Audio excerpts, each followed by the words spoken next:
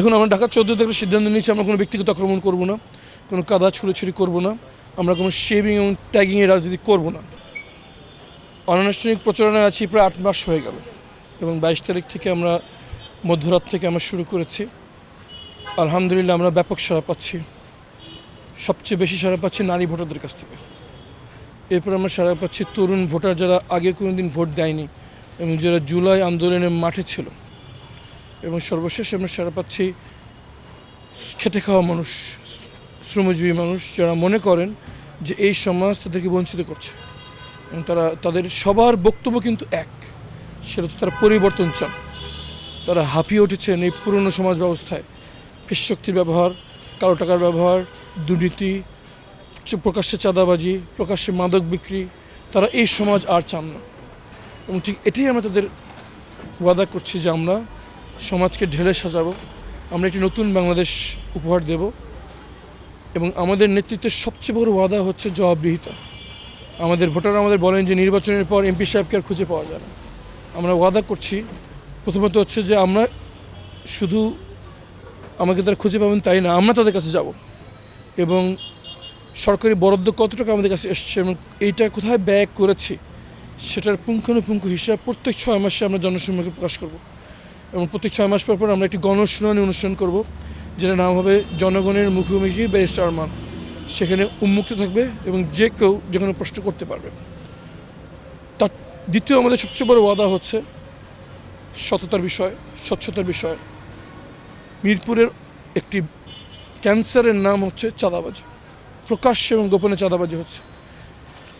গুটিমুষ্টিমেয় কিছু চাঁদাবাজ লক্ষ লক্ষ মানুষকে জিম্মি করে রেখেছে। চাঁদাবাজদের শক্তির উৎস হচ্ছে তাদের পেছনে রয়েছে রাজনৈতিক শক্তি। এখানে আমাদের ওয়াদা, আমরা কেউ এই ধরনের চক্রের সাথে জড়িত নই এবং যদি আমরা নির্বাচিত হই আমরা কাউকে চাঁদাবাজি করতে দেব না ইনশাআল্লাহ। রাজনৈতিক পৃষ্ঠপোষকতা তখন থাকবে না, তখন প্রকাশ্যে চাঁদাবাজি হতে পারবে না, বাকি থাকলে নীরব চাঁদাবাজি। বিগত দিনে তো রাজনৈতিক দল যারা জনপ্রতিনিধি হয়ে এসেছিল তাদেরও এরকম কিছু ইশতেহারে ছিল, তারা প্রতিশ্রুতি দিয়েছিল, সেটার ভঙ্গ হয়েছে। মানুষ আপনার প্রতিশ্রুতিতে কেন আসলে বিশ্বাস করবে? প্রথমত গত 1.5 বছর মানুষ নিজ চোখে দেখেছে আমরা কি করছি।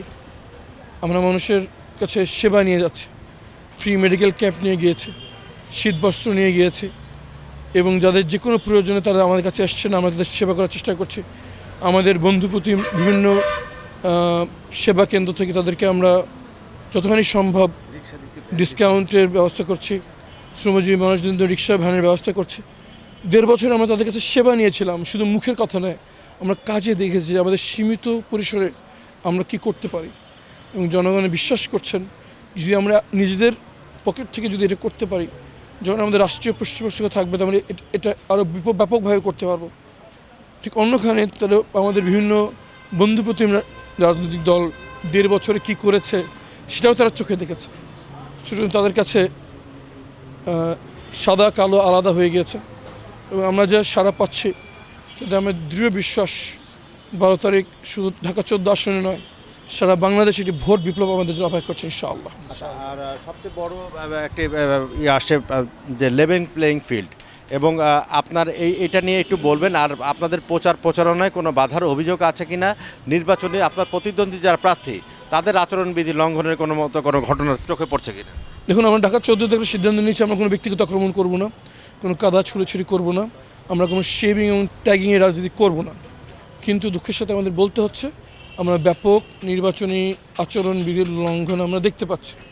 আমরা কর্তৃপক্ষের কাছে ইতিমধ্যেই জানিয়েছি, আহ্বান জানিয়েছি, তারা যেন আমাদের অভিযোগের জন্য বসে না থাকে, তারা যেন নিজ দায়িত্বে সেটার ব্যাপারে ব্যবস্থা গ্রহণ করেন।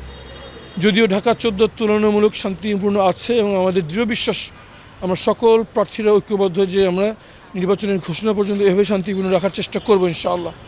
কিন্তু সারা বাংলাদেশে আমরা দেখতে পাচ্ছি প্রশাসন একটি দিকে ঝুঁকে যাওয়ার অভিযোগ আমরা সবাই দেখতে পাচ্ছি। আইন শৃঙ্খলা রক্ষা করতে গিয়ে পক্ষপাতিত্বের আমরা আচরণ দেখতে পাচ্ছি। ইতিমধ্যে আমাদের একজন ভাই শাহাদাত বরণ করেছেন, এখনও 15-17 দিন বাকি আছে। আমি অন্তর্বর্তী সরকার উচিত এখনই শক্ত হাতে সকল ধরনের সহিংসতার অভিযোগ আমলে নেওয়া এবং এই ব্যবস্থা গ্রহণ করা।